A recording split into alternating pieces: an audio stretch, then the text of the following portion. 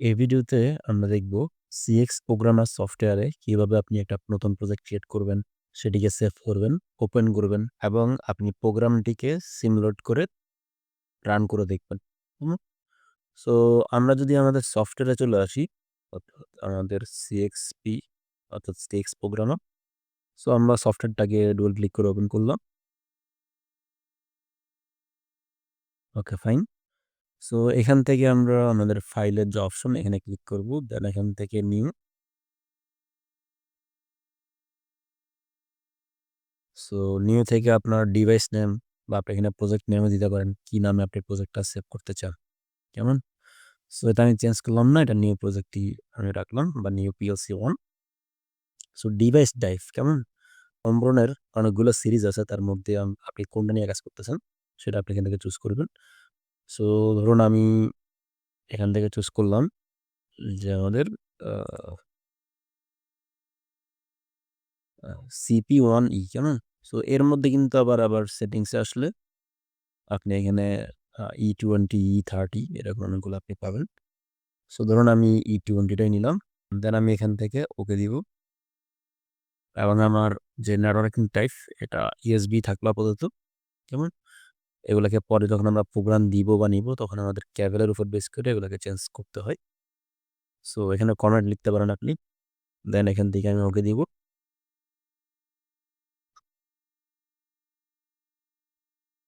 So okay দিলে আমাদের এরকম একটি পেজ চলে আসবে প্রোগ্রামিংটা লেখার জন্য। কেমন? সো আমরা এখান থেকে অ্যানোয়েন্স নিতে পারবো অথবা টাইপ করে নিতে পারি জিনিসগুলা। সো আমরা আজকে মূলত এই প্রজেক্টটা করব আমাদের যে ফিজিক্যাল অ্যাড্রেসগুলো দিয়ে, কেমন? পিএলসির ফিজিক্যাল ইনপুট, ফিজিক্যাল আউটপুট দিয়ে। সো ধরুন আমাদের এখানে এই যে পিএলসিটা আমরা ইউজ করছি, এটাই মূলত আমাদের আসলে সিপি1। সো এখানে ১ম যে 0.0, 01, 02, 03, 04 এগুলো হচ্ছে আমার ইনপুট, কেমন? আর এই পাশটা হচ্ছে আমার আউটপুট। সো এই যে ফিজিক্যাল ইনপুটের জন্য প্রোগ্রামিং অ্যাড্রেসটা কেমন হয়? তো অমরনে আমাদের যে প্রোগ্রামিং অ্যাড্রেসগুলো হয় সেগুলোর মধ্যে আমাদের ইনপুটের জন্য আমি যদি এটাকে আরেকটু বড় করি। সো আমাদের ফিজিক্যাল ইনপুটগুলোর অ্যাড্রেসিং শুরু হয় 0 থেকে শুরু করে 99.15 এগার। ফিজিক্যাল আউটপুটের জন্য 100.0 থেকে 199.15 হচ্ছে ফিজিক্যাল ইনপুট আউটপুটের জন্য অ্যাড্রেসিং গুলো, কেমন? সো আমি ধরুন এখানে ১ম একটা অ্যানসি এড করব। যেমন সো অ্যানসির জন্য আমাদেরকে লিখতে হয় যে এলডি নট, কেমন? আপনি এলডি লিখলে একটা নট আসবে। সো আপনি এলডি নট পুরোটা লিখতে পারেন অথবা এলডি লেখার পরে নটে ক্লিক করবেন। সো আমাদের ১ম অ্যাড্রেসটা 0.0, কেমন? এটা 0.0 আছে, আমি এখান থেকে এন্টার দিব। কমেন্ট লিখতে চান, ধরুন আমি লিখলাম এটা ইস্ট অফ। আবার এন্টার দিব, এটা চলে আসবে। তো এই 0.0 টাই কিন্তু আসলে আমার কি?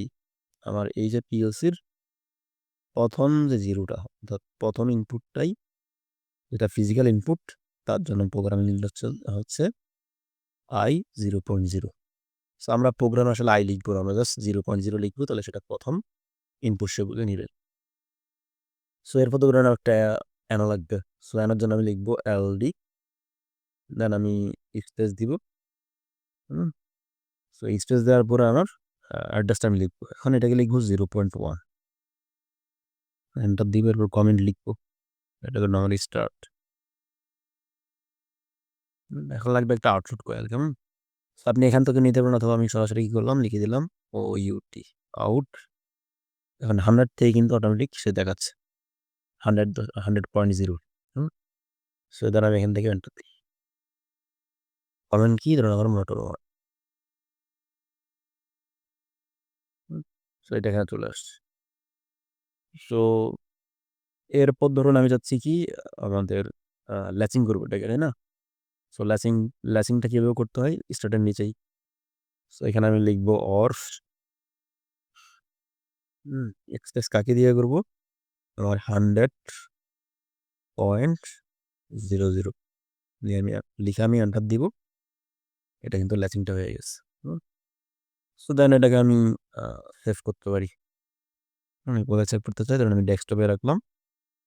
নাম দিলাম ধরুন আমাদের অ্যানো অ্যানসি কয়েল। দেন এখান থেকে আমি সেভ দিলাম। সো এটা সেভ হয়ে গেল। এখন আমি যদি এটাকে আমি সিমুলেশন করে দেখতে চাই, আমি এখান থেকে একটা অপশন পেয়ে যাব যে ওয়ার্ক অনলাইন সিমুলেটর। আমি এখানে চেক করব। চেক করলে আমার সিমুলেটরটা রান হয়ে যাবে।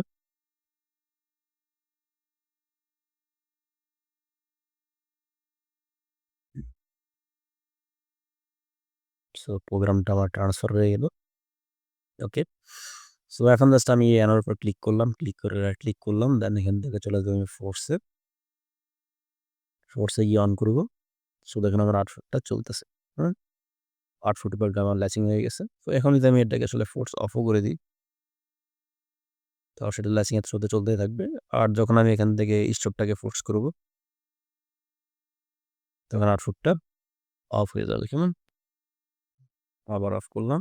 এখন আমি আবার প্রোগ্রাম লিখার জন্য জাস্ট কি করব, এখান থেকে আমার এই যে সিমুলেটিং মোডটা এখানে আবার চেক করে এটাকে আনচেক করে দিব। হুম? সেখানে আমি আবার প্রোগ্রাম লিখতে পারব।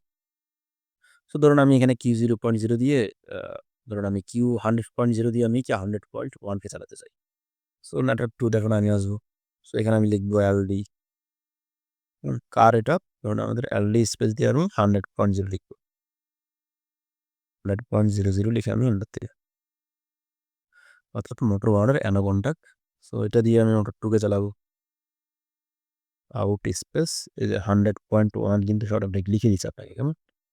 সো আমি এখানে এন্টার দিব, জাস্ট কমেন্টটা লিখব। মোটরস 2।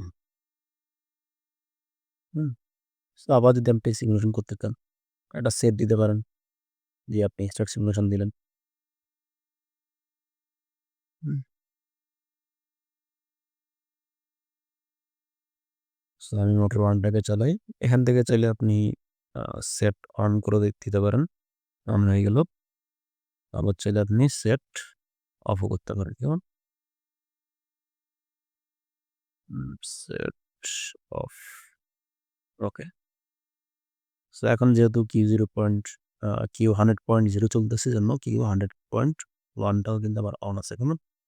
সো এখানে ফিজিক্যাল অ্যাড্রেস গুলো আপনাদের এটা খেয়াল রাখতে হবে। আমরা কিন্তু আসলে আ 0.0 থেকে শুরু করে 0.15, এরপর আবার 1.0 থেকে শুরু করে 1.15, 2 থেকে শুরু করে 2.15, এভাবে প্রোগ্রাম ইনপুটের অ্যাড্রেস গুলো হবে।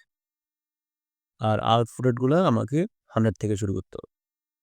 এই 100 মানে কি আমার? 100 মানে হচ্ছে আমার এই যে ফিজিক্যাল ১ম যে 0 টা, অর্থাৎ আউটপুট কার্ডের যে ১ম 0 বা ১ম আউটপুটটা সেটাই কি আমাদের 100.0, কেমন? এটাই জাস্ট মাথায় রাখতে হবে আপনাকে। সো সবাইকে ধন্যবাদ। আ আসসালামু আলাইকুম।